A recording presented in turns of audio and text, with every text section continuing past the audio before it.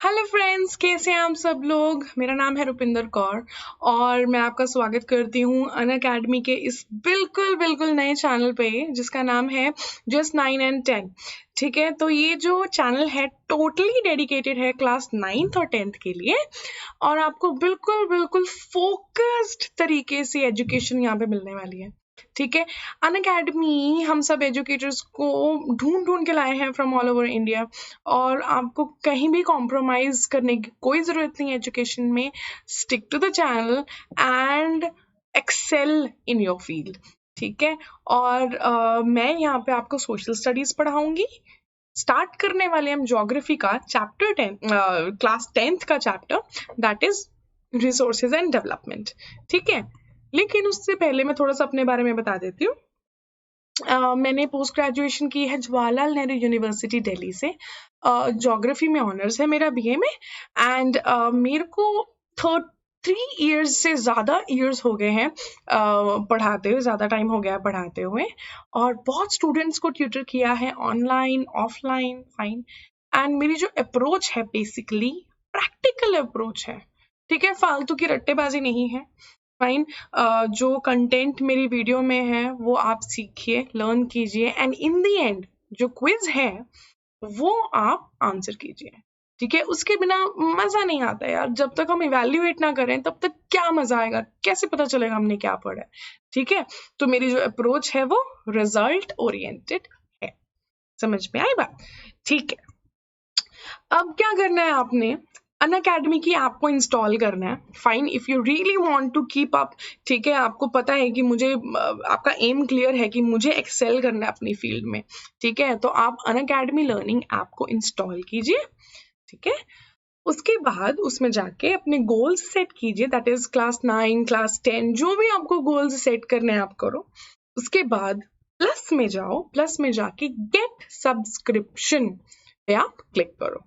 ठीक है, और मेरा अगर आप कोड यूज करते हैं रुपिंदर लाइव, यहाँ पे आपको क्या मिलेगा, डिस्काउंट मिलेगा। ठीक है, और आपको 12 मंथ्स के लिए कितना पे करना होगा, सिर्फ और सिर्फ इतना, that is even less than 1000 per month. ठीक है ना, हम क्या पिज्जा हट, डोमिनोज, केएफसी वगैरह जाते हैं और जाके वहां पे आराम से मॉल में घूमते घूमते इतना खर्च के आते हैं और वो कोई उसमें वैल्यू एडिशन भी नहीं है। यहाँ पे आप अगर सिर्फ इतना दे रहे हैं, आपके पास लाइफ टाइम के लिए नॉलेज रह जाएगी। ठीक है ना, चलिए फिर रिसोर्सेज एंड डेवलपमेंट पे आते हैं, स्टार्ट करते हैं। सबसे पहले तो बताइए, देखिए रिसोर्सेज क्या है।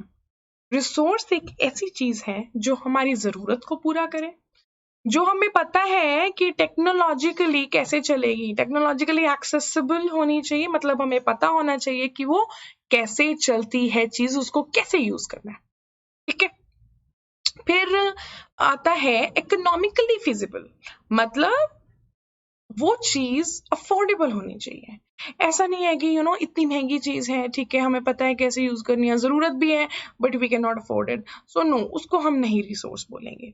ठीक है, then we have fourth point जिसमें है कल्चर का एंगल आ जाता है, जिसमें कल्चर अगर हमारा एक्सेप्ट ना करे तो उसको हम फुली रिसोर्स नहीं बोल पाएंगे।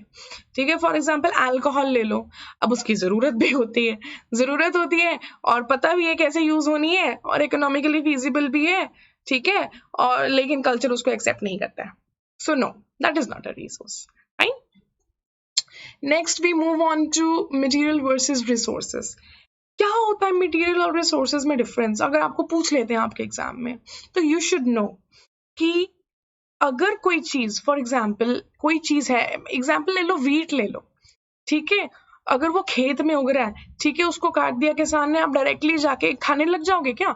नहीं खाओगे। ठीक है, पहले इसको प्रोसेस करेंगे, तो प्रोसेसिंग के बाद जो चीज मिलती है हमें, आटा, ठीक है, वो है रिसोर्स।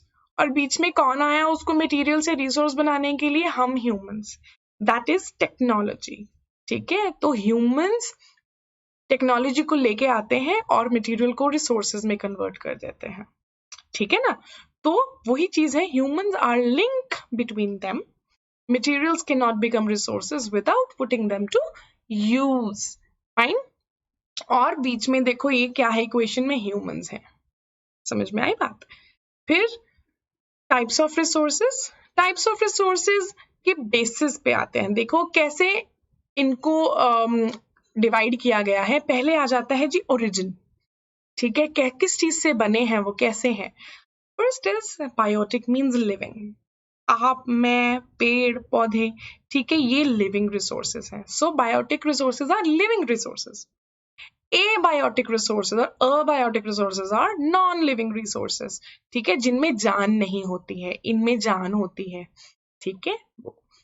देन रिन्यूएबिलिटी, कोई ऐसी चीज जो बहुत जल्दी अपने आप को रिन्यू करे, बहुत जल्दी बन जाए, ठीक है, जैसे सन है। अब सन तो खत्म नहीं होता ना, आज बहुत धूप सेक लिया, हा मजा आ गया, ठीक है, कल सूरज खत्म क्योंकि हम खा गए कल, ठीक है। नहीं, वैसा नहीं होता है, सूरज भी रहता है, ठीक है, कल। तो that is renewable energy. Solar energy is renewable, ठीक है। नॉन रिन्यूएबल होते हैं जैसे कि जल्दी खत्म हो जाता है। फॉर एग्जाम्पल कोल है, कोल खत्म हो रहा है धीरे धीरे। पेट्रोलियम, नेचुरल गैस, ठीक है, जैसे ये है अपनी। और क्या है नॉन रिन्यूएबल रिसोर्सेज, जैसे पेड़। हम देखो यार क्या करते हैं, पेड़ एक दिन में कट जाता है, ठीक है, लेकिन उसको बड़ा होने के लिए 30 से 40 साल लगते हैं, तब वो हमें वुड प्रोवाइड करता है, ठीक है। तो ये चीजें हैं, तो जल्दी से जल्दी खत्म हो रही हैं ये चीजें, ठीक है। ये हो गई non renewable, fine. Then on the basis of ownership, कौन उन रिसोर्सेज को ओन कर रहा है, ठीक है ना। तो जैसे कि एग्जांपल ले लो, फर्स्ट वाला देखो आप, इंडिविजुअल में ऐसा है कि अगर मेरा घर मेरा है ना, तो मेरा ही है, वो आपका नहीं है, वो मेरे पड़ोसियों का नहीं है, इंडिविजुअल, ठीक है। फिर आइए कम्युनिटी पे। कम्युनिटी में क्या है, कम्युनिटी में फॉर एग्जाम्पल की एक लोकेलिटी है, उसमें एक मंदिर है, ठीक है, यहाँ एक पार्क है, तो वो उस लोकेलिटी को बिलोंग करता है, वो कम्युनिटी को बिलोंग करता है, ये हो गया। या कोई पर्टिकुलर कम्युनिटी है, उसने अपना स्कूल बनाया है अपनी कम्युनिटी को एजुकेशन देने के लिए, वो उसको बिलोंग करता है, ठीक है।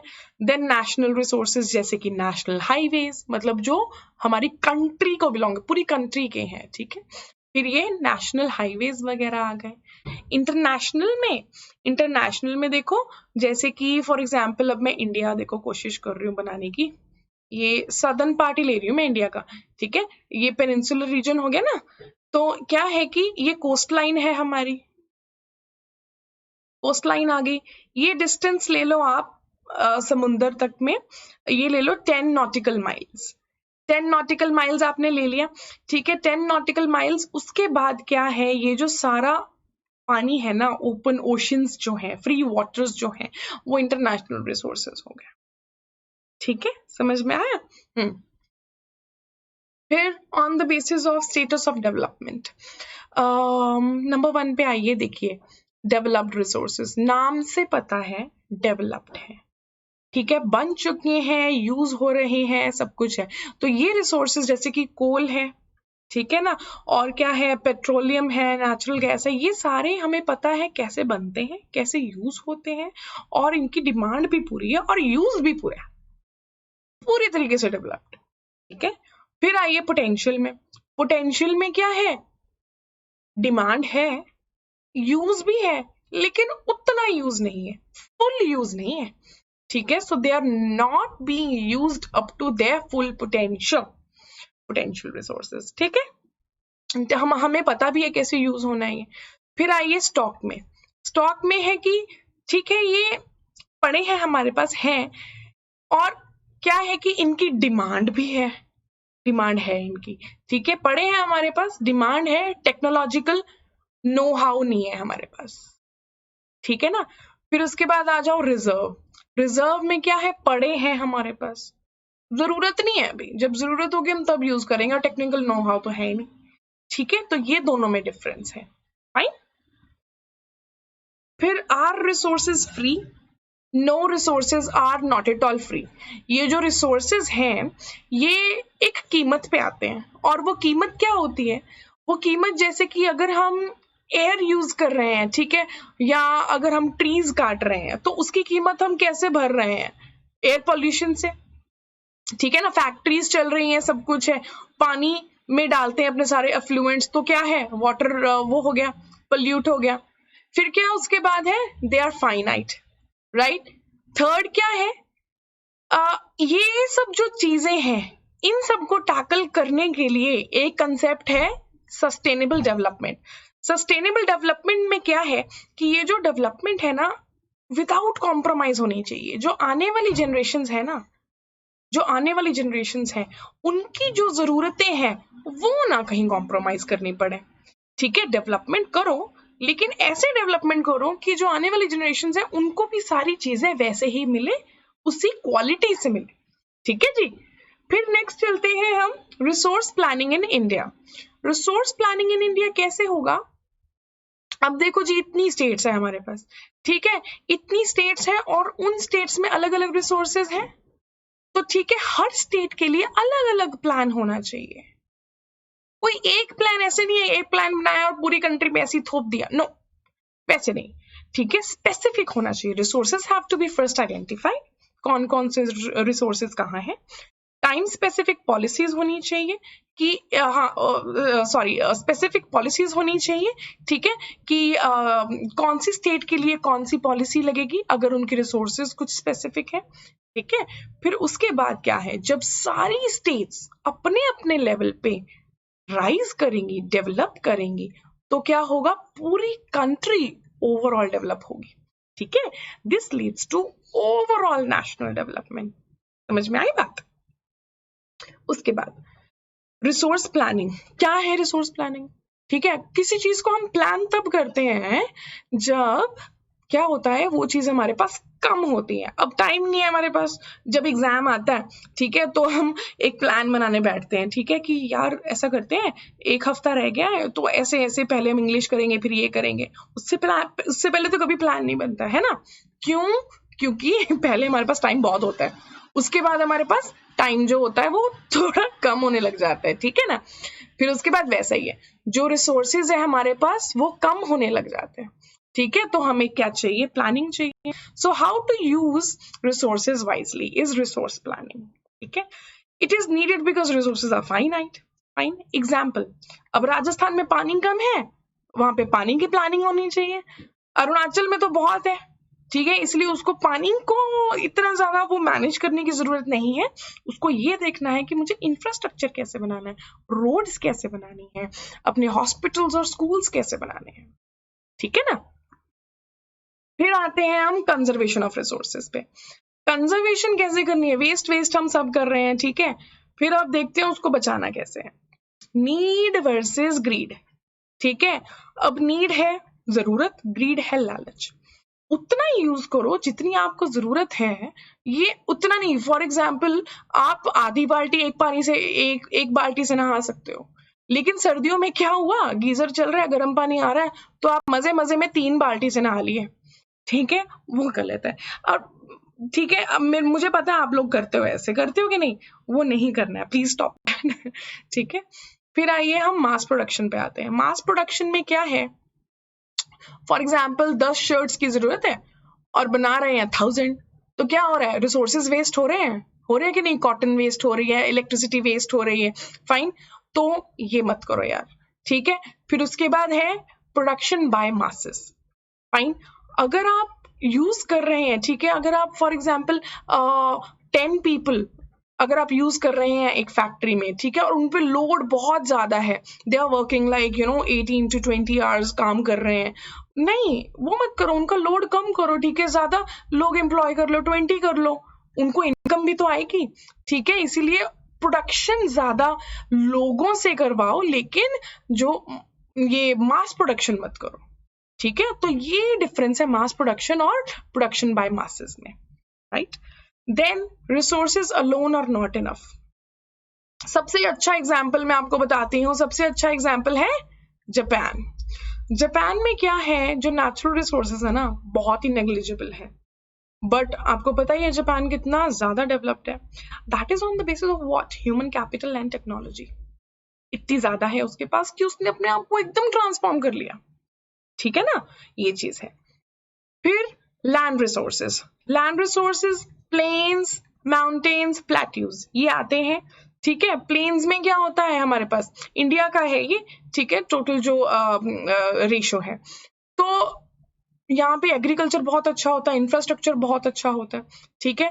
फिर उसके बाद क्या है, जो हमारे प्लेट्यूज हैं, प्लेट्यूज में क्या होता है, हमारे मिनरल्स बहुत ज्यादा होते हैं, फाइन। और हमारी जो माउंटेन्स होते हैं, माउंटेन्स में क्या है, टूरिज्म है, ठीक है, फॉरेस्ट अच्छे होते हैं हमारे पास, और हमारे पास हॉर्टिकल्चर, फ्रूट्स वगैरह बहुत अच्छे उगते हैं वहां पे, ठीक है ना। फिर आ जाते हैं हम लैंड यूटिलाइजेशन पे। लैंड यूटिलाइजेशन में क्या है, हम किसके लिए यूज करते हैं लैंड, हाउसिंग, घर बनाते हैं, जंगल उगते हैं वहां पे, ठीक है। फिर उसके बाद क्या है, कल्टीवेशन करते हैं हम, एग्रीकल्चर वगैरह करते हैं। Then barren and waste land, कुछ ऐसी लैंड भी होती है जो बस पड़ी रहती है ना, वेस्ट, ऐसे वेस्ट लैंड। फिर अदर अनकल्टीवेटेड, अनकल्टीवेटेड, ठीक है। सो अनकल्टीवेटेड में क्या है कि एक तो परमानेंट पास्चर्स हो गए, जिसपे पास्चर्स मतलब घास उगता है वहां पे ना, इतनी ऐसी रेनफॉल होती है कि वहां पे ना घास उगता है, वहां पे ट्रीज इतने ज्यादा नहीं होते। तो क्या है, जो शीप है, काऊ है, गोट है, वो यहाँ पे आके घास वास खाते हैं, ठीक है, प्रॉपर। तो उनके लिए एक मैदान होता है, खुला मैदान, उनको पास्चर्स बोलते हैं। फिर आता है लैंड अंडर मिसलेनियस यूज, ये नॉट सोन। इसका मतलब क्या है, नॉट सोन का मतलब ये है कि किसी ने उगाए नहीं है, यहाँ पे जो भी उग रहे हैं वो अपने मर्जी से उगते हैं, जैसे कि ग्रूव्स, जैसे कि सुंदरबंस हैं, ठीक है, ये सब जो खुद से उग रहे हैं वो, फाइन। फिर आ गया जी कल्टीवेबल लैंड, दैट इज उसको खाली छोड़ा हुआ है, 5 साल से ज्यादा के लिए उसको खाली छोड़ा हुआ है, उग सकता है उस पे, लेकिन अभी के लिए उस पे कुछ नहीं उगाया हुआ, ठीक है ना, वो चीज है। देन फैलो लैंड्स, फैलो मीन्स खाली लैंड। खाली कौन कौन सी होती है, पहले है जी करंट, दूसरा है अदर देन करंट। करंट होता है uncultivated for less than 1 year, ठीक है, 1 ईयर और लेस देन 1 ईयर। फिर उसके बाद है अदर देन करंट फैलो, क्या होता है, 1 से 5 साल के लिए उसको खाली छोड़ा हुआ है। तो आपको 0 to 1 भी पता चल गया, आपको 1 to 5 भी पता चल गया, आपको मोर देन 5 भी पता चल गया, जो कि पिछले वाले में थी, ठीक है।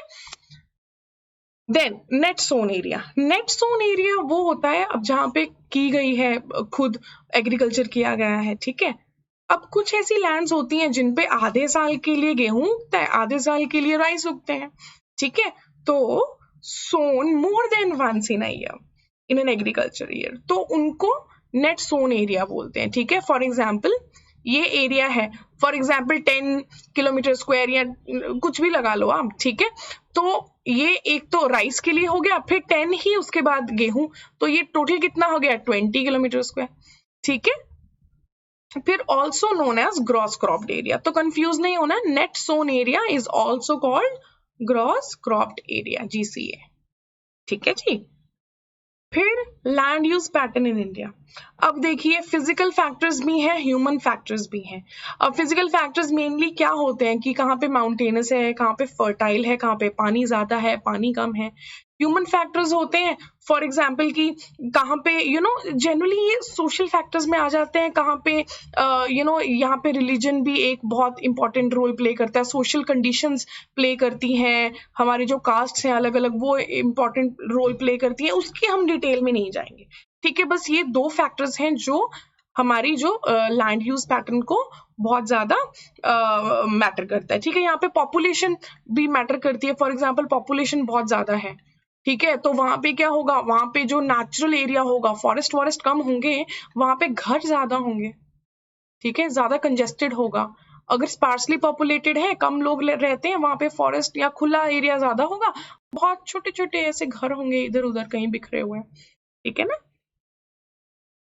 फिर लैंड डिग्रेडेशन की बात करते हैं। अब लैंड यूज होती है, एग्रीकल्चर होता है, सब कुछ होता है, तो ऐसा थोड़ी है कि बस लैंड चलती जाएगी, कुछ नहीं होगा उस पे, ठीक है, नहीं, ऐसा कुछ नहीं है, लैंड भी डिग्रेड होती है, फाइन। और कैसे होती है, फॉर एग्जाम्पल पानी है, वाटर इरोडेड एरिया, ठीक है, आया फ्लड आया, ऊपर वाली जो लेयर है, फर्टाइल लेयर जो है, ये सॉइल है, ठीक है, ऊपर वाली जो फर्टाइल लेयर है जिसमें मिनरल्स वगैरह है, वो सब बहा के ले गया, ठीक है। फॉरेस्ट डिग्रेडेशन, अब फॉरेस्ट क्या करते हैं, जो मिट्टी है उसको क्या करते हैं, रोक के रखते हैं, ठीक है, उसमें अगर पत्तियां उनकी गिरती हैं या कुछ भी न्यूट्रिएंट्स वगैरह उनको मिलते रहते हैं प्रॉपर, ठीक है। तो फॉरेस्ट ही कट गए तो वो खाली एरिया हो गया, डेजर्टिफिकेशन और बढ़ जाती है, ठीक है। ऊपर आप पिक्चर में देख रहे हैं कोई भी पेड़ वेड़ कुछ नहीं है यहाँ पे, ठीक है। Then saline and alkaline land. अब कुछ ऐसे एरियाज होते हैं जहाँ पे सॉल्ट ज्यादा होता है। सॉल्ट कैसे ज्यादा हो जाता है? कभी कभी इरिगेशन बहुत ज्यादा होने लग जाती है और यहाँ वहाँ पे इंसेक्टिसाइड्स पेस्टिसाइड्स ज्यादा यूज होने लग जाए, ठीक है, फर्टिलाइजर्स ज्यादा यूज होने लग जाए, तो उससे क्या है, कुछ अमाउंट होती है सॉल्ट्स की ना, वो बहुत ज्यादा हो जाती है, तो क्या है, वो अल्कलाइन हो जाते हैं, ठीक है, लैंड, या फिर सी वाटर उनमें मिक्स होता है, फाइन। तो उस वजह से रैन ऑफ कच्छ में ऐसा है, पूरी लैंड वाइट है, वहां पे एग्रीकल्चर नहीं हो सकता, ठीक है। फिर विंड इरोडेड, अब खाली मैदान पड़ा है, पेड़ तो है नहीं वहां पे, तो क्या होगा, हवा आएगी और बहा के ले जाएगी ऊपर वाली टॉप सॉइल को, फर्टाइल सॉइल को, ठीक है। फिर कॉजेज देखते हैं एक बार। कॉजेज ऑफ लैंड डिग्रेडेशन क्या है?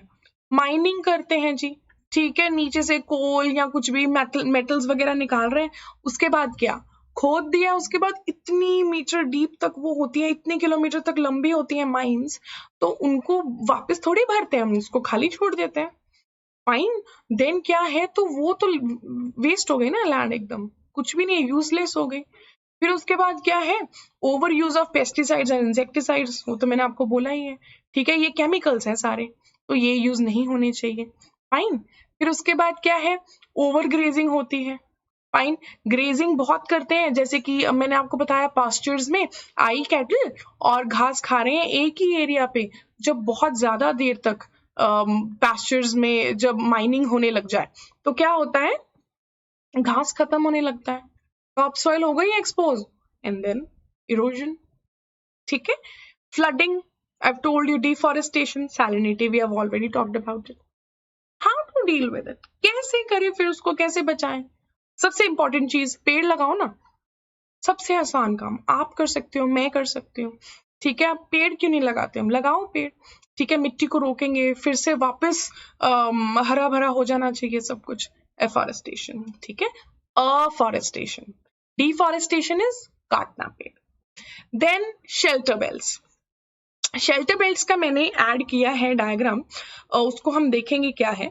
शेल्टर बेल्ट्स क्या होता है, बेसिकली फॉर एग्जांपल एक फील्ड है, ठीक है, उसके आसपास क्या है, पेड़ उगा देते हैं एक लाइन में, तो क्या है कि यहाँ पे हवा आती है, तो हवा का जो फ्लो होता है वो रुक जाता है, फाइन। तो वो ये जो हमारा ये जो क्रॉप है वो अफेक्टेड नहीं होती है, सॉइल यहाँ पे अफेक्टेड नहीं होती है हवा से। Control on over grazing, yes, बचाइए घास को, जितना थोड़ा सा आप प्रिजर्व कर सकते हैं करो प्रिजर्व। माइनिंग पे डेफिनेटली कंट्रोल होना चाहिए, ठीक है। Reducing use of insecticides and pesticides, organic farming आजकल बहुत ज्यादा प्रमोट की जा रही है, वो करनी चाहिए। उसमें क्या होता है, उसमें ये सब चीजें नहीं, केमिकल्स नहीं यूज होते हैं, ऑर्गेनिक बोलते हैं उसको, ठीक है। Stabilising sand dunes, sand dunes क्या होता है, जैसे कि आपने राजस्थान, आपने कुछ मूवीज में ऐसे देखा होगा कि बड़े बड़े रेत के ऐसे ढेर होते हैं, उनको सैंड ड्यून्स बोलते हैं। वो क्या होता है, हवा के साथ ना शिफ्ट करते हैं, ठीक है, तो जैसे वो दूसरी जगह गए, तो वो क्या उस एरिया को कवर कर दिया उन्होंने, अपनी सैंड से कवर हो गए, तो उसके ऊपर क्या है, फिर सैंड बिछ गई है, तो उसके ऊपर क्या, नीचे से तो फर्टाइल सॉइल कवर हो गई ना, ठीक है, तो डेजर्टिफिकेशन उससे स्प्रेड हो रही है, उसको कवर करो। वहां पे ना श्रब्स वगैरह, ये जो कैक्टस या श्रब्स वगैरह होते हैं, ये सब ग्रो कर सकते हैं, तो उनको स्टेबलाइज करना चाहिए, ठीक है। Then we'll talk about soil as a resource, ठीक है, लैंड तो है ही है, फिर हम सॉइल की बात करते हैं, थोड़ा सा और डिटेल में चलते हैं, ठीक है। ये आप लेयर देख रहे हैं, ये टॉप सॉइल हो गई है, उसके बाद ये उसके नीचे वाली लेयर्स हैं, ये पेरेंट रॉक है, ठीक है। तो soil is formed by weathering, weathering का मतलब होता है टूटना, छोटे छोटे पार्टिकल्स में जब ये बड़े बड़े पत्थर टूट जाते हैं, उसको वेदरिंग बोलते हैं, of different types of rocks by different factors. कौन कौन से फैक्टर्स होते हैं वेदरिंग वाले, जैसे टेम्परेचर हो गया, वाटर हो गया, आइस या स्नो, जो भी है, मॉइस्चर है ना, तो ये सब फैक्टर्स होते हैं वेदरिंग के लिए। फिर उसके बाद soil contains nutrients, minerals, organic matter to support plant life, ये तो हम सबको पता ही है, सॉइल में कितने मिनरल्स न्यूट्रिएंट्स होते हैं। This in turn supports animal life, अब ये घास खाएंगे, ठीक है, भेड़ बकरी वगैरह सब खाएंगे, ठीक है, उसके बाद अगर कोई ऐसे एनिमल्स है, फिर लायन उनको खाएगा, तो ऐसे फूड चेन चलती है पूरी, ठीक है ना। फिर उसके बाद टाइप्स देखते हैं थोड़ी सी हम। अलूवियल सॉइल, ये सबसे फर्टाइल सॉइल है, ठीक है, सबसे फर्टाइल सॉइल, और ये मोस्ट वाइड स्प्रेड है इंडिया में। ठीक है, सबसे ज्यादा सॉइल अगर पूछी जाए कौन सी है, दैट इज अलूवियल सॉइल। और ये कहाँ कहाँ मिलती है हमें, इंडस, गंगा, ब्रह्मपुत्र वैलीज में। अलूवियल सॉइल वो सॉइल होती है जो रिवर्स अपने साथ बहा के लेके आती हैं, बहुत ही ज्यादा रिच होती हैं ये सॉइल्स। ठीक है, now they are also found in eastern coastal plains, a little in Gujarat and Rajasthan. हम मैप में देखते हैं। ठीक है, अब मैप में देखिए आप, अलूवियल सॉइल्स ये है। ठीक है, अब ये गंगा यमुना प्लेन्स है, फाइन, और ये ब्रह्मपुत्र प्लेन्स है। ठीक है, इधर थोड़ी सी इंडस वाली आ जाती है, फाइन। फिर थोड़ा सा ये देखो कोस्टल में है, ये देखो कोस्टल में आई, और थोड़ी सी हमें राजस्थान गुजरात में भी मिल जाती है, फाइन। देन ओल्ड अलूवियम होती है, न्यू अलूवियम होती है। अब बंगार और बांगड़ और खादर होता है, बट मैं आपको ऐसे याद करवाती हूँ। अब देखो गुजराती एक्सेंट में थोड़ा सा फनी होगा, ये गुजराती एक्सेंट में ऐसा नहीं बोलता है, ये तो भाई साहब बहुत भंगार है है ना, तो भंगार मीन्स खराब। ठीक है, तो वो ओल्ड हो गया। ठीक है, और न्यू में मतलब खादर, उसका ऑपोजिट, फाइन। तो अब मैं इसको बांगड़ बोलूंगी। इसमें क्या है, it has high concentration of कंकड़ नोड्यूल्स। कंकड़ क्या होते हैं, एक छोटे छोटे पत्थर टाइप होते हैं, ये क्या साथ में ये जुड़ जाते हैं। ठीक है, ये कैल्शियम इसमें इनमें बहुत होता है, कैल्शियम के नोड्यूल्स होते हैं। नोड्यूल्स मींस छोटे ऐसे गोले टाइप्स। ठीक है, इनमें कैल्शियम बहुत होता है, फाइन। तो जब ये ऐसे नीचे जुड़ जाते हैं, नीचे बिल्कुल बेड पे, तो ऊपर वाली सॉइल से अगर ऊपर से पानी आता भी है ना, तो ये पानी को ऐसे रोक लेते हैं, नीचे नहीं जाने देते। उससे क्या होता है, ऊपर वाटर लॉगिंग हो जाती है। वाटर लॉगिंग हो जाती है तो जो भी सॉल्ट्स वगैरह होते हैं वो ऊपर ही बैठे रहते हैं। जब पानी सूख जाता है तो सॉल्ट्स ऊपर बैठे रहते हैं। सैलिनिटी को ये ज्यादा प्रमोट करता है। ठीक है, it's not good. Then crops कौन कौन से होते हैं इसमें, शुगर केन, पैडी, ठीक है, व्हीट होते हैं, आर मेन क्रॉप्स, फाइन। उसके बाद ब्लैक सॉइल की बात करते हैं। ब्लैक सॉइल को हम रेगुड़ भी बोलते हैं या ब्लैक कॉटन सॉइल, क्यों, इसमें कॉटन बहुत उगती है। फिर origin igneous rocks, igneous means lava rocks, ठीक है, जो लावा से बनते हैं। इग्नियस, इग्नियस मीन्स फायर, ठीक है। फिर उसके बाद एरियाज कौन से हैं, एरियाज है हमारे डक्कन ट्रैप, फाइन, और ये north west of Deccan plateau में आता है ये, ठीक है। महाराष्ट्र, मध्य प्रदेश, छत्तीसगढ़ अलोंग गोदावरी कृष्ण वैलीज देखते हैं कैसे। ब्लैक सॉइल आइए, ये देखिए, है ना नॉर्थ वेस्ट ऑफ डेक्कन में देखो थोड़े थोड़े से आपको यहाँ इधर उधर दिख जाएंगे, बट मेन एरिया ये है, यहाँ पे कॉटन बहुत होती है, ओके। Excuse me.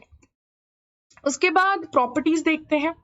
प्रॉपर्टीज है इनकी जी, ये बहुत क्लेई होती हैं, बहुत ही चिकनी होती हैं, क्योंकि इनके फाइन पार्टिकल्स होते हैं, बहुत ही फाइन पार्टिकल्स होते हैं, ठीक है ना।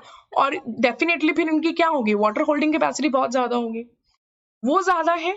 तो फिर और क्या है, एक इंपॉर्टेंट प्रॉपर्टी है इनकी, सेल्फ प्लॉइंग होती है। Self ploughing, PLOUGHING, self ploughing, ठीक है। जब ये सूख जाती है ना तो बिल्कुल डीप क्रैक्स बन जाते हैं इनमें। मैंने आपको पहले एक फोटो भी दिखाई थी ना, वैसे क्रैक्स से बन जाते हैं इनमें। क्रैक्स से बन गए तो क्या है, इनमें अपने आप जो है एयर का सर्कुलेशन होता है, ठीक है, तो ये सेल्फ प्लॉइंग इनको बोलते हैं। फिर क्या है उसके बाद, they are rich in calcium carbonate, magnesium, potash, lime, fine. अब देखिए, अच्छा ये तो हो गया था, ब्लैक सॉइल हमने देख लिया। रेड सॉइल्स देखते हैं। रेड सॉइल डेफिनेटली लाल रंग की होती हैं, और वही जो सॉइल्स होती हैं जब उनमें पानी मिल जाता है उनको, वो येलो हो जाती है, ठीक है। They are found in areas of low rainfall, ध्यान रखना है, low rainfall. Develops on crystalline igneous rocks, ये भी इग्नियस रॉक्स पे बनती हैं। Eastern and southern Deccan plateau. अब नॉर्थ वेस्ट में डक्कन है ना ये प्लेट्यू, ये इधर वाले एरिया में तो ब्लैक सॉइल हो गई, ये जो बाकी सारा एरिया बचा है यहाँ पे हमारे पास रेड एंड येलो सॉइल्स हो गई। Areas, Odisha, Chhattisgarh, southern part of mid Ganga plain, ठीक है, और ये piedmont zone of western Ghats आ गया, ठीक है। ये देखो, ये आ गई रेड येलो सॉइल्स, ये देखो, है ना, ये piedmont zone of western Ghats, ये वाला piedmont zone of western Ghats, और ये देखो southern part of middle Ganga plain, ठीक है। फिर properties of red and yellow soil, अब ये देखो रेडिश कलर होती है due to diffusion of iron, ये पूछ सकते हैं क्यों होती है reddish, it's because of iron इसमें मिक्स्ड होता है। येलो तब होती है जब ये हाइड्रेटेड होती है, मतलब जब पानी होता है इनमें, ठीक है। लेटराइट सॉइल, लेटर, अब ये जो है वर्ड लेटर कहां से आया है, L for letter, L for Latin, ठीक है, और ये इसका मतलब होता है ब्रिक, ईंट, ये वाली ब्रिक, ये इतनी हार्ड हो जाती है सूखने के बाद कि ये एक ईंट की तरह काम आती है, ठीक है। ये देखो अब हाई टेम्परेचर हाई रेनफॉल में होती है, अब जब हाई रेनफॉल है, ये पार्टिकल्स हैं सॉइल के, फॉर एग्जाम्पल ऊपर से बारिश आई और सारे न्यूट्रिएंट्स को अपने साथ बहा के ले गई, अब बहुत ज्यादा रेनफॉल होगी तो बहुत ज्यादा न्यूट्रिएंट्स तो निकल जाएंगे ना सॉइल में से, ठीक है, वो होता है। फिर उसके बाद डेफिनेटली लो ह्यूमस कंटेंट होगा, सब कुछ तो पानी बहा के ले ही जाता है, अब हाई टेम्परेचर भी है यहाँ पे, ठीक है, ये याद रखना है आपने। अब ये याद रखो, ये हाई टेम्परेचर में तपने के बाद ये ना एकदम ईंट बन जाती है, ठीक है। फिर एरियाज देखो, Karnataka, Kerala, Tamil Nadu, Madhya Pradesh, hilly areas of Odisha, Assam, Assam में है और यहाँ पे टी और कॉफी उगती है लेटराइट सॉइल में, ठीक है। और ये है, फिर उसके बाद क्या है, कैश्यूज तमिलनाडु, केरला और आंध्रा में होते हैं, ये कैश्यूज और टी कॉफी किस में होता है, लेटराइट में। देन ये देखिए लेटराइट भी आप देख ही लीजिए, ये देखो, ये देखो, ठीक है, यहां भी है, फाइन, यस। फिर उसके बाद एरिड सॉइल्स, एरिड मींस वो सॉइल्स जो जनरली बहुत कम फर्टाइल होती हैं, जो हमें डेजर्ट वगैरह में मिलती है ना, वो वाली होती हैं, ठीक है। ये रेड टू ब्राउन कलर में होती हैं, सेलाइन होती हैं, ठीक है, सेलाइन मींस इनमें सॉल्ट कंटेंट ज्यादा होता है, सैंडी होती है, तो इनमें वाटर होल्डिंग कैपेसिटी तो बिल्कुल मिनिमम, ठीक है, बिल्कुल मिनिमम होती है। फिर लो ह्यूमस कंटेंट होता है, इनफर्टाइल होती है ये डेफिनेटली, फिर उसके बाद, ठीक है। Then low water holding capacity, I have told you. फिर इनमें कंकड़ होते हैं, kankar in lower layer causes water logging, वो मैंने आपको याद है बताया था अभी थोड़ी देर पहले, वो ये सेम चीज है, ठीक है। फिर एरिड सॉइल्स देखो, अब कहाँ मिलेंगे आपको, डेजर्ट कहाँ है, राजस्थान, यस, मारुस्थली, यहाँ पे, ठीक है, ये यहाँ पे मिलते हैं आपको, फाइन। Then we move on to forest soils, forest soils कहाँ मिलेंगी, फॉरेस्ट में, और फॉरेस्ट सबसे ज्यादा कहाँ होते हैं, माउंटेन्स में, हिल्स में, और यहाँ जहाँ पे रेनफॉल बहुत ज्यादा होती है, ठीक है। ये लोमी होती हैं, सिल्टी होती है, मतलब फाइन पार्टिकल्स होते हैं, लेकिन क्ले में तो बहुत ही ज्यादा फाइन होते हैं ना, ये उतने फाइन नहीं है, बट स्टिल, ठीक है। वैलीज में मिलते हैं, पानी बहुत होता है ना वहां पे, कोर्स ग्रेन्ड होती है अपर स्लोप्स में, ऊपर ऊपर कोर्स ग्रेन्ड होती है, और जो हल्के पार्टिकल्स होते हैं वो नीचे तक आ जाते हैं ना, हल्के होते हैं ना, वो ज्यादा डिस्टेंस ट्रेवल करते हैं। फिर उसके बाद एसिडिक होती है, एसिडिक क्यों होती है, अब देखो ये ध्यान से देखो, लीफ गिर रहा है यहाँ पे, ठीक है। अब ये लीफ जब गिरता है तो वहां पे टेम्परेचर ऊपर कम होता है माउंटेन्स में, ठीक है, अच्छे से ये डिकम्पोज नहीं हो पाता, उस वजह से क्या होता है कि ये एसिडिक रह जाती है सॉइल्स, ठीक है। देन उसके बाद है river terraces and alluvial banks, ये कहाँ होते हैं, अब देखो रिवर्स के बैंक्स जो होते हैं, ठीक है, ये जो एरिया है इनको हम बोलेंगे टेरेस, ठीक है, ये, और अलूवियल बैंक्स जो कि बहुत फर्टाइल होते हैं, पानी की भी सप्लाई है वहां पे मतलब रिवर बैंक्स, तो वहां पे फॉरेस्ट बहुत होते हैं, ठीक है जी। फिर चलिए अब देख लो आप फॉरेस्ट सॉइल, देख लो, ये देखो फॉरेस्ट सॉइल, ये रही, ये रही, ये रही, बहुत फॉरेस्ट होते हैं यहाँ पे, और डेफिनेटली वहां पे फॉरेस्ट सॉइल्स भी होंगी, इजी टू लर्न, ठीक है। फिर उसके बाद soil erosion and soil conservation, अब वेदरिंग और इरोजन में आपको डिफरेंस जानना बहुत जरूरी है। वेदरिंग, ठीक है, कोई पत्थर है ये, ऊपर से धूप बारिश वारिश सब पड़ रही है, तो इसके जो पार्टिकल्स हैं टूट के यहीं गिर गए, ठीक है, तो क्या है, ये पार्टिकल्स यहाँ पे पड़े हैं, इसको बोलेंगे वेदरिंग्स, वेदरिंग। दिस इज इन सितु, जहां है वहीं है, इन सितु। उसके बाद क्या हुआ, पानी आया या हवा आई, इनको बहा के ले गए बहा के, तो वो हो गया इरोजन। ठीक है, when factors erode these weather particles, तो ये हो गया एक्स सितु, जगह चेंज हो गई, एक्स सितु बाहर, in means in, ex means out. ठीक है, देन गली इरोजन देखते हैं एक बार। अब गली होती है मीन्स, वो बोलते हैं ना निकल ले पतली गली से वैसा ही। तो गली मीन्स क्या, नैरो पाथ। ठीक है, when running water cuts through the clay soils and makes deep channels, उनको हम बोलते हैं गलीज। ठीक है, also known as badland topography. अब ये ऐसी अलग अलग गलीज बन जाए तो देखने में बहुत बुरा लगता है, उसको बोलते हैं बैडलैंड टोपोग्राफी। उगता उगता बहुत कम है इसमें, श्रब्स व्रब्स उगते हैं, कांटेदार चीजें। ठीक है, बैडलैंड टोपोग्राफी। ठीक है, Chambal region, these are called ravines. अब चंबल रीजन है, ठीक है, ये एक रीजन है, वहां पे क्या है, इनको रेवाइन्स बोलते हैं। अब कंफ्यूज मत होना, ठीक है, गली इरोजन से क्या बनता है, रेवाइन्स बनते हैं, डू नॉट गेट कंफ्यूज्ड। ठीक है, ये नाम है सिर्फ इनका, चंबल रीजन में दिया जाता है। फाइन, फिर है सॉइल कंजर्वेशन मेथड्स, एक बार देख लेते हैं हम। एक चीज मैं और आपको बताना चाहती थी, गली इरोजन के साथ ही एक और इरोजन होता है, उसको बोलते हैं हम शीट इरोजन। शीट मतलब क्या, एक प्लेन चीज। ठीक है, प्लेन पेपर जैसी। तो ये तो गली हो गया ना, ऊपर से नीचे तक जाता है। ठीक है, ये, लेकिन शीट में क्या होता है, ये जो टॉप लेयर होती है वो इरोड हो जाती है। जैसे फ्लड आया, वो ले गया बहा के हवा से। ठीक है, जनरली पानी से होता है। तो ये शीट इरोजन होता है जब ऊपर वाली लेयर निकल जाती है। ठीक है जी, समझ में आए। फिर देखते हैं, अब सॉइल को मैंने बता दिया कैसे इरोड विरोड होते हैं सब कुछ, अब उसको कंजर्व करना सीख लें। ठीक है, कंटूर प्लॉइंग होती है, contour ploughing, terrace farming, strip cropping and shelter belts. Contour ploughing और टेरेस फार्मिंग इज मोर और लेस द सेम थिंग। ठीक है, लेकिन सबसे पहले मैं आपको यहाँ पे बताती हूँ शेल्टर बेल्ट्स क्या होते हैं। वही जो मैंने आपको बताया था, ये क्रॉप्स हैं। ठीक है, यहाँ पे देखो जी पेड़ लगे हुए हैं।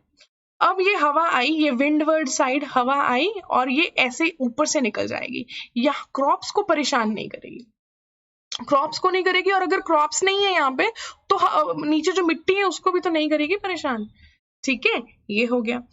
स्ट्रिप क्रॉपिंग क्या होता है, फॉर एग्जाम्पल स्ट्रिप क्रॉपिंग, अगर ये लाइंस है ना, लाइंस में ग्रो करो, यहाँ पे ग्रो करो, बीच में नहीं। ठीक है, ऐसे ऐसे ग्रो करो। इससे क्या है, एक तो इरोजन कम होता है पानी से, और हवा का बहाव भी क्या हो जाता है, स्टॉप हो जाता है, इससे बहुत कम हो जाता है, रेजिस्टेंस ज्यादा होता है। और क्या होता है, बीच में कोई और क्रॉप भी लग सकती है यहाँ पे स्ट्रिप्स में, खाली क्यों छोड़नी मिट्टी। ठीक है, फिर नेक्स्ट देखते हैं हम कंटूर प्लॉइंग। ये देखो, ये पहाड़ है, बड़ा सुंदर सा, ठीक है, पहाड़ है, और यहाँ पे क्या है, जो ऊपर एरिया है उसको प्लॉ करके फ्लैट कर लिया गया है और उस पे हो रही है फार्मिंग। ठीक है, तो क्या है, ये जो फ्लैट एरिया है यहाँ पे, अब पानी स्लोप पे तो नीचे जाएगा लेकिन फ्लैट एरिया पे नीचे नहीं जाएगा, तो ऊपर वाली मिट्टी भी ऐसे नीचे जाके फ्लो होके वेस्ट नहीं होगी। दिस इज कंटूर प्लॉइंग, या फिर इसको टेरेस फार्मिंग भी बोलते हैं, टेरेसेस बनाई जाती हैं। ठीक है जी, अब देखते हैं अब मजेदार पार्ट आ गया। ठीक है, आपको पॉज करना है, रिवाइज करना है, आप रिवाइज कर लो, कोई चक्कर नहीं है, बट क्विज में पार्ट लेना पड़ेगा। ठीक है, चलिए स्टार्ट करते हैं। First question, regur is name for, जल्दी से अपना मुझे आंसर, या तो आप क्वेश्चन नोट कर लो, ठीक है, और आप आराम से सोचो आंसर को, चीटिंग वीटिंग नहीं करनी है। कम ऑन, रेगुड को क्या बोलते हैं, black soil, red soil, laterite soil.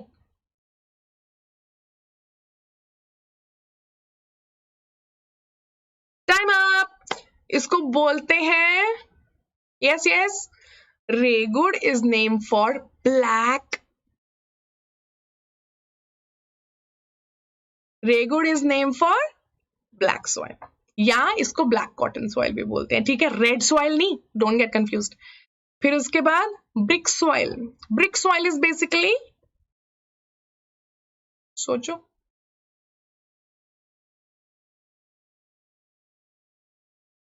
What is it? गर्मी में तप के ईंट जैसी हो जाती है. Brick soil is basically what? ये देखो. Yes, time up. Brick soil is basically laterite soil. ठीक है जी. Where would you find conquered nodules? मेरा जोक याद है?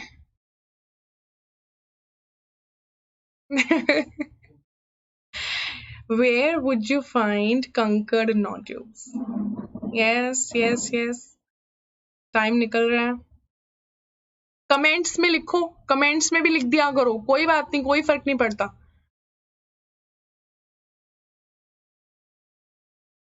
Yes, time up.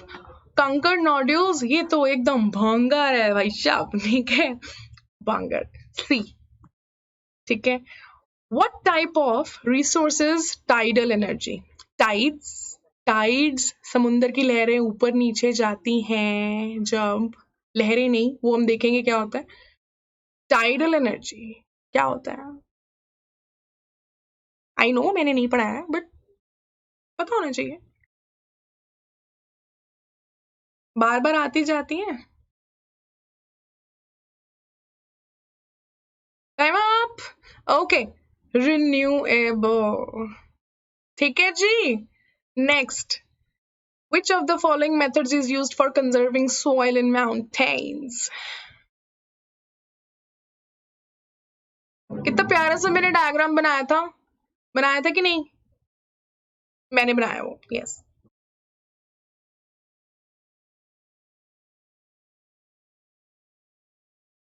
8, 7. All right. Time up. It is both A and C, contour plowing and terrace farming. Right. Well done. फिर उसके बाद, where would you find ravines out of the following places? मैंने आपको चंबल बोला है, Chambal reason बोला था, वो कहाँ पे है?